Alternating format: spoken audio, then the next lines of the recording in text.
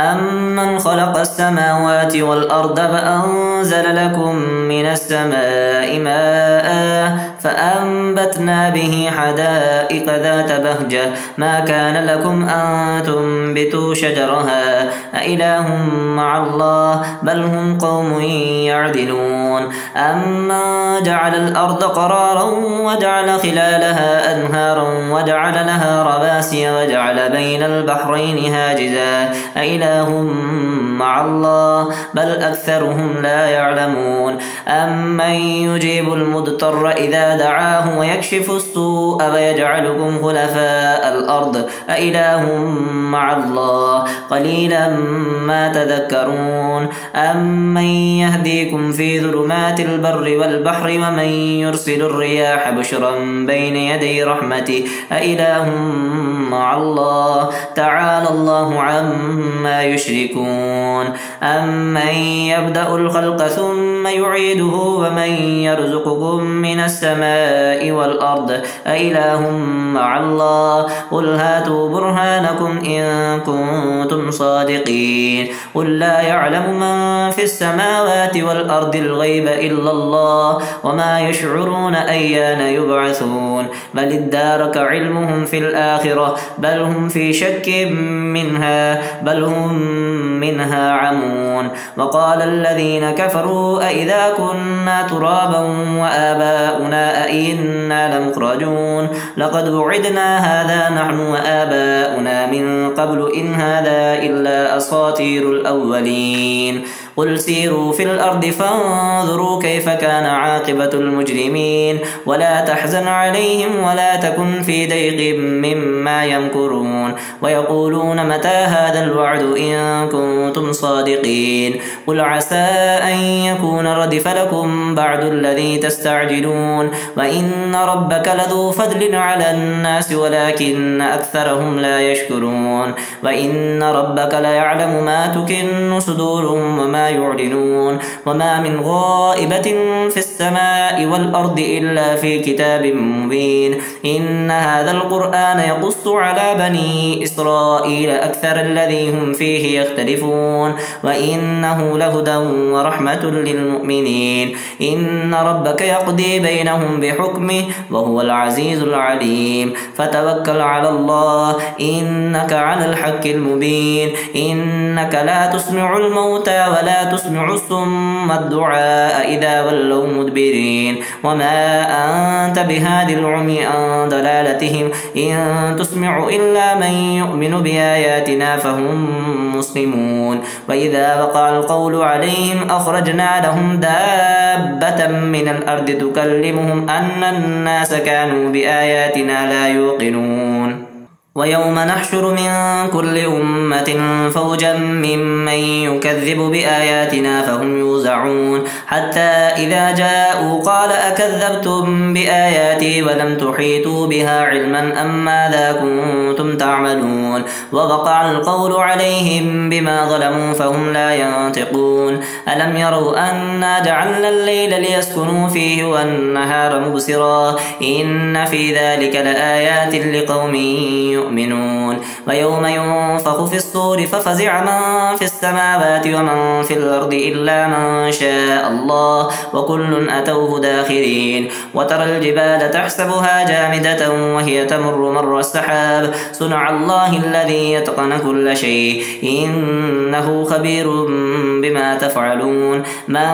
جاء بالحسنة فله خير منها وهم من فزع يومئذ آمنون ومن جاء بالسيئة فكبت وجوههم في النار هل تجزون إلا ما كنتم تعملون إنما أمرت أن أعبد رب هذه البلدة الذي حرمها وله كل شيء وأمرت أن أكون من المسلمين وأن أتلو القرآن فمن اهتدى فإنما يهتدي لنفسه ومن ضل فقل إنما أنا من المنذرين وقل الحمد لله سيريكم آياته فتعرفونها وما ربك بغافل عما تعملون. بسم الله الرحمن الرحيم. طاسيم.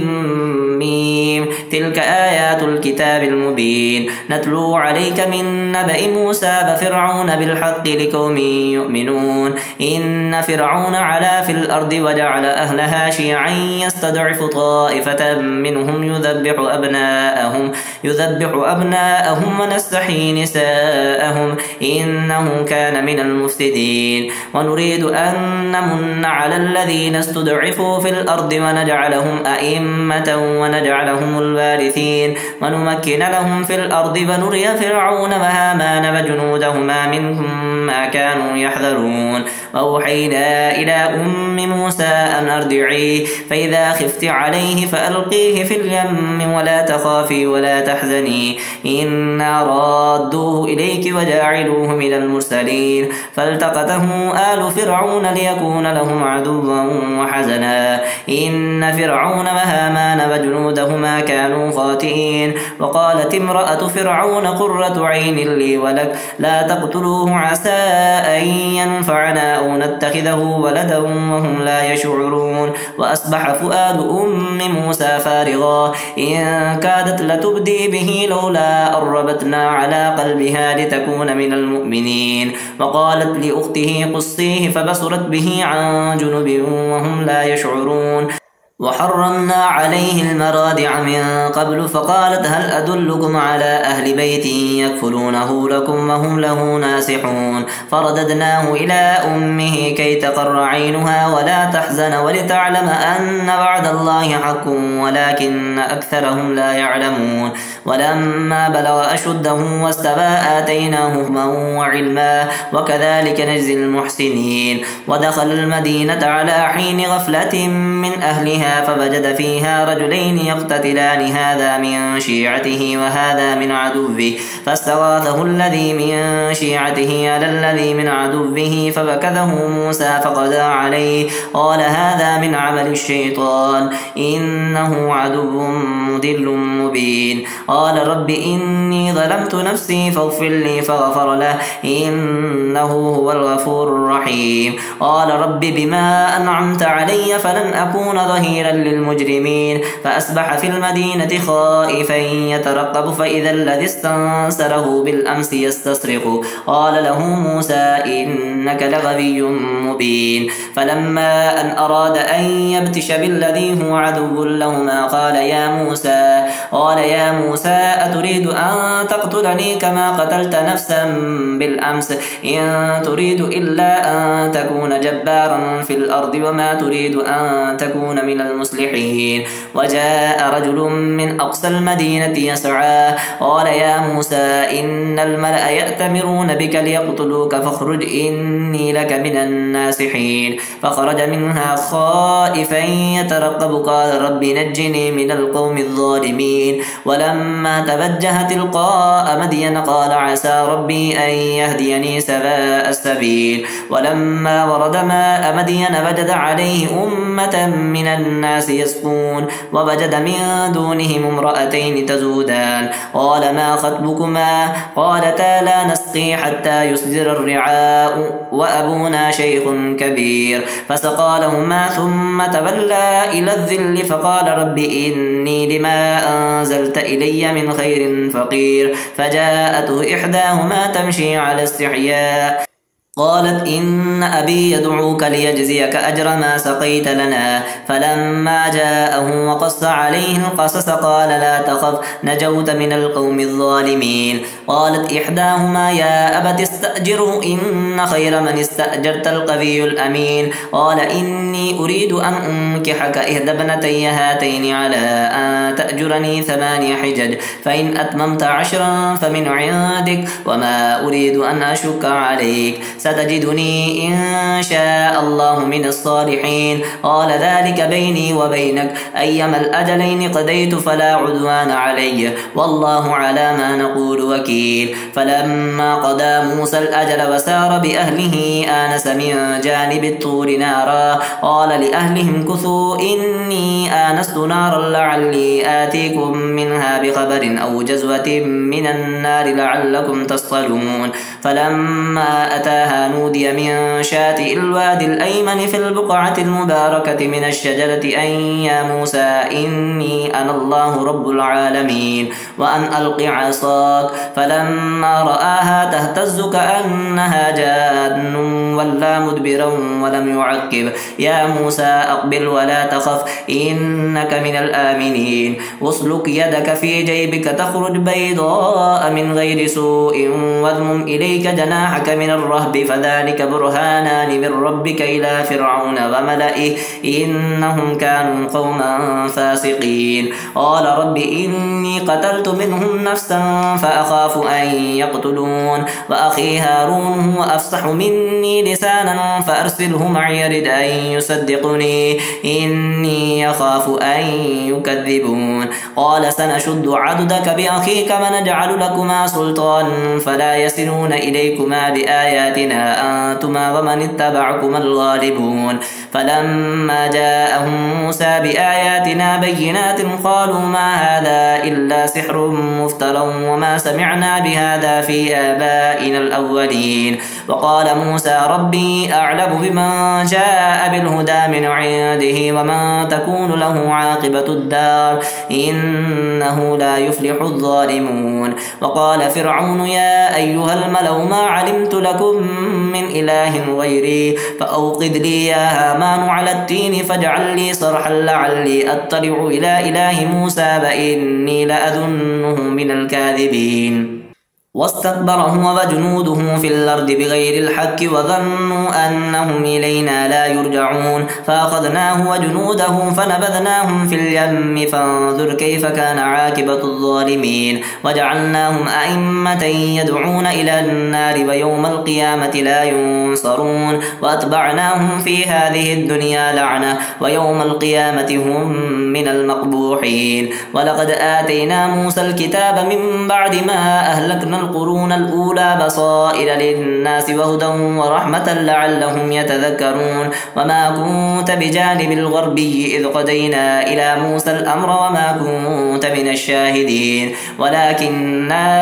أنشأنا قرونا فتطاول عليهم الأمر وما كنت ثابيا في أهل مدين تتلو عليهم آياتنا ولكننا كنا مرسلين. وما كنت بجانب الطور إذ نادينا ولكن رحمة من ربك لتنذر قوما ما أتاهم من نذير من قبلك لعلهم يتذكرون. ولولا أن تصيبهم مصيبة بما قدمت أيديهم فيقولوا ربنا لولا أرسلت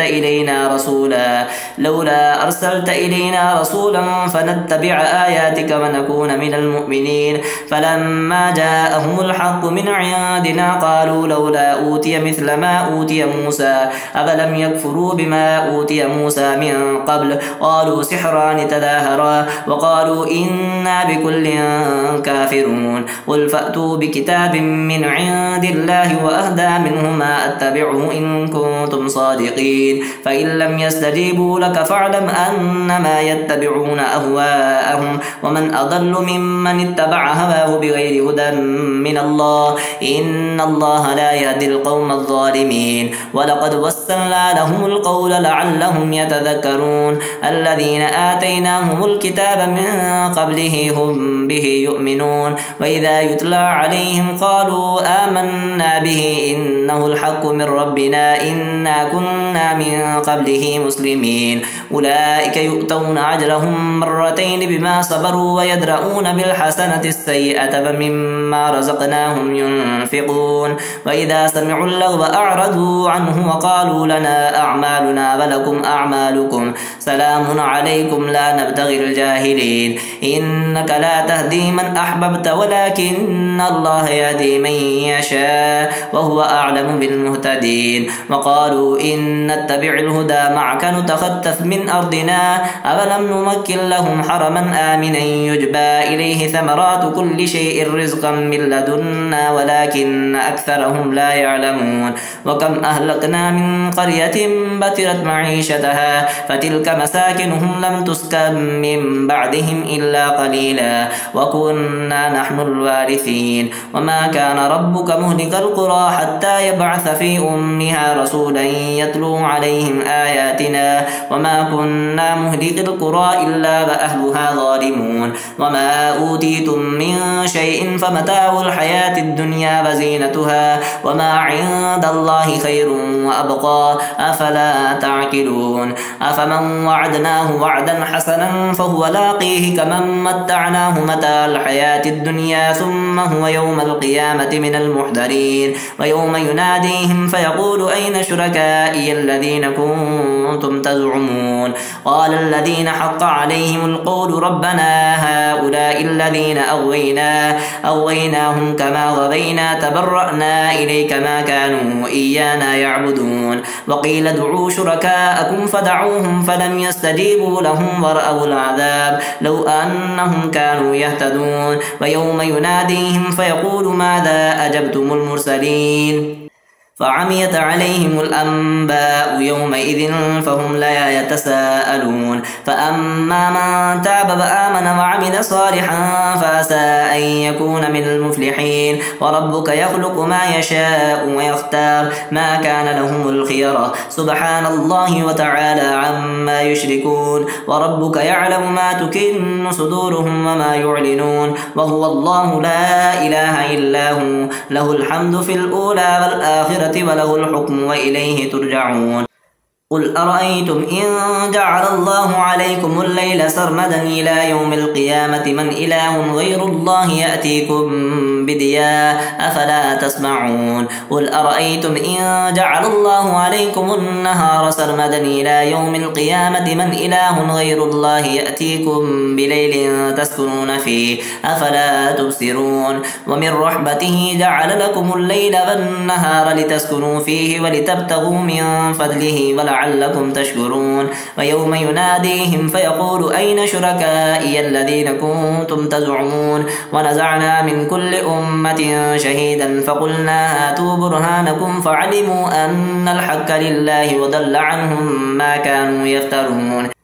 إن قارون كان من قوم موسى فبغى عليهم وآتيناه من الكنوز ما إن مفاتحه لتنوء بالعصبة أولي القوة إذ قال له قومه لا تفرح إن الله لا يحب الفرحين وابتغ فيما آتاك الله الدار الآخرة ولا تنس نصيبك من الدنيا وأحسن كما أحسن الله إليك ولا تبغ الفساد في الأرض إن الله لا يحب المفسدين قال إنما أوتيته على علم عندي أفلم يعلم أن الله قد أهلك من قبله من القرون من هو أشد منه قوة وأكثر جمعا ولا يسأل عن ذنوبهم المجرمون فخرج على قومه في زينته قال الذين يريدون الحياة الدنيا يا ليت لنا مثل ما أوتي قارون إنه لذو حظ عظيم وقال الذين أوتوا العلم ويلكم ثواب الله خير لمن آمن وعمل صالحا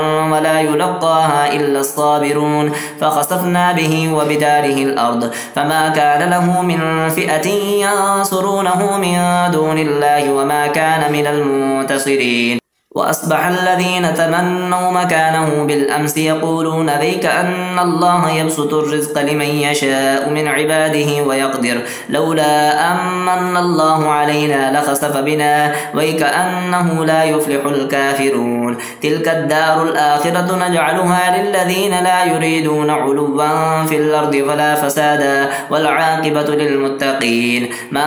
جاء بالحسنة فله خير منها ومن جاء جاء بالسيئة فلا يجزى الذين عملوا السيئات إلا ما كانوا يعملون إن الذي فرض عليك القرآن لرادك إلى معاد قل ربي أعلم من جاء بالهدى ومن هو في ضلال مبين وما كنت ترجو أن يلقى إليك الكتاب إلا رحمة من ربك فلا تكونن ظهيرا للكافرين ولا يصدنك عن آيات الله بعد إذ أنزلت إليك فادع إلى ربك ولا تكونن من المشركين ولا تدع مع الله إلها آخر لا إله إلا هو كل شيء هالك إلا وجهه له الحكم وإليه ترجعون بسم الله الرحمن الرحيم ألف لام ميم أحسب الناس أن يتركوا أن يقولوا آمنا وهم لا يفتنون ولقد فتنا الذين من قبلهم فليعلمن الله الذين صدقوا وليعلمن الكاذبين أم حسب الذين يعملون السيئات أن يسبقونا ساء ما يحكمون من كان يرجو لقاء الله فإن أجل الله لآت وهو السميع العليم ومن جاهد فإنما يجاهد لنفسه إن الله لغني عن العالمين والذين آمنوا وعملوا الصالحات لنكفرن عنهم سيئاتهم ولنجزينهم أحسن الذي كانوا يعملون ووصينا الإنسان بوالديه حسنا وإن جاهداك لتشرك به ما ليس لك به علم فلا تطعهما إلي مرجعكم فأنبئكم بما كنتم تعملون والذين آمنوا وعملوا الصالحات لندخلنهم في الصالحين ومن الناس من يقول آمنا بالله فإذا أوذي في الله جعل فتنة الناس كعذاب الله ولئن جاء نصر من ربك ليقولن إنا كنا معكم أفليس الله بأعلم بما في صدور العالمين وليعلمن الله الذين آمنوا وليعلمن المنافقين وقال الذين كفروا للذين آمنوا اتبعوا سبيلنا ولنحمل خطاياكم وما هم بحاملين من خطاياهم من شيء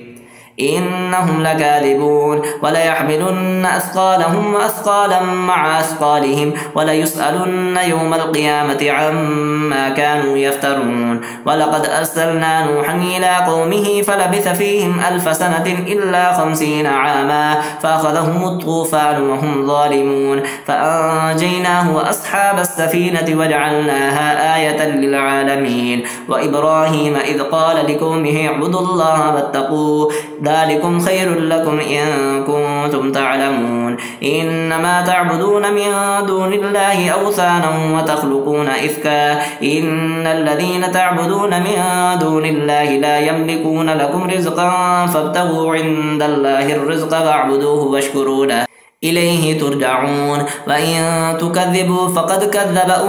من قبلكم وما على الرسول إلا البلاغ المبين أفلم يروا كيف يبدئ الله الخلق ثم يعيده إن ذلك على الله يسير قل سيروا في الأرض فانظروا كيف بدأ الخلق ثم الله ينشئ النشأة الآخرة إن الله على كل شيء قدير يعذب من يشاء ويرحم من يشاء وإليه تقلبون وما أنتم بمعجزين في الأرض ولا في السماء وما لكم من دون الله من ولي ولا نصير والذين كفروا بآيات الله ولقائه أولئك يئسوا من رحمتي وأولئك لهم عذاب عليم فما كان جواب قومه إلا أن قالوا اقتلوه أو حرقوه فأنجاه الله من النار إن في ذلك لآيات لقوم يؤمنون وقال إنما اتخذتم من دون الله أوثانا مودة بينكم في الحياة الدنيا ثم يوم القيامة يكفر بعضكم ببعض ويلعن بعضكم بعضا ومأواكم النار وما لكم من الناصرين فآمن له لوط وقال إني مهاجر إلى ربي إنه هو العزيز الحكيم ووهبنا له إسحاق ويعقوب وجعلنا في ذريته النبوة والكتاب وآتيناه أجره في الدنيا وإنه في الآخرة لمن الصالحين ولوطا إذ قال لقومه إنكم لتأتون الفاحشة ما سبقكم بها من أحد من العالمين أئنكم لتأتون الرجال وتقطعون السبيل وتأتون في ناديكم المنكر فما كان جواب قومه إلا أن قالوا ائتنا بعذاب الله إن كنت من الصادقين قال رب انصرني على القوم المفسدين ولما جاءت رسلنا إبراهيم بالبشرى قالوا إنا مهلكوا أهل هذه القرية إن أهلها كانوا ظالمين قال إن فيها لوطا قالوا نحن أعلم بمن فيها لننجينه وأهله إلا امرأته كانت من الغابرين ولما أن جاءت رسلنا لوطا سيء بهم وضاق بهم ذرعا وقالوا لا تخف ولا تحزن إنا منجوك وأهلك إلا امرأتك كانت من الغابرين إنا منزلون على أهل هذه القرية رجزا من السماء بما كانوا يفسقون ولقد تركنا منها آية بينة لقوم يعقلون وإلى مدين أخاهم شعيبا فقال يا قوم اعبدوا الله وارجوا اليوم الآخر ولا تعثوا في الأرض مفسدين فكذبوه فأخذتهم الرجفة فأصبحوا في دارهم جاثمين وعادا وثمود وقد تبين لكم من مساكنهم وزين لهم الشيطان أعمالهم فصدهم عن السبيل وكانوا مستبصرين وقارون وفرعون وهامان ولقد جاءهم موسى بالبينات فاستكبروا في الأرض وما كانوا سابقين فكلا أخذنا بذنبه فمنهم من أرسلنا عليه حاسبا ومنهم من أخذته الصيحة ومنهم من خسفنا به الأرض ومنهم من أغرقنا وما كان الله ليظلمهم ولكن كانوا أنفسهم يظلمون مثل الذين اتخذوا من دون الله أولياء كمثل العنكبوت اتخذت بيتا وإن أوهن البيوت لبيت العنكبوت لو كانوا يعلمون إن الله يعلم ما يدعون من دونه من شيء وهو العزيز الحكيم وتلك الأمثال نضربها للناس وما يعقلها إلا العالمون خلق الله السماوات والأرض بالحق إن في ذلك لآية للمؤمنين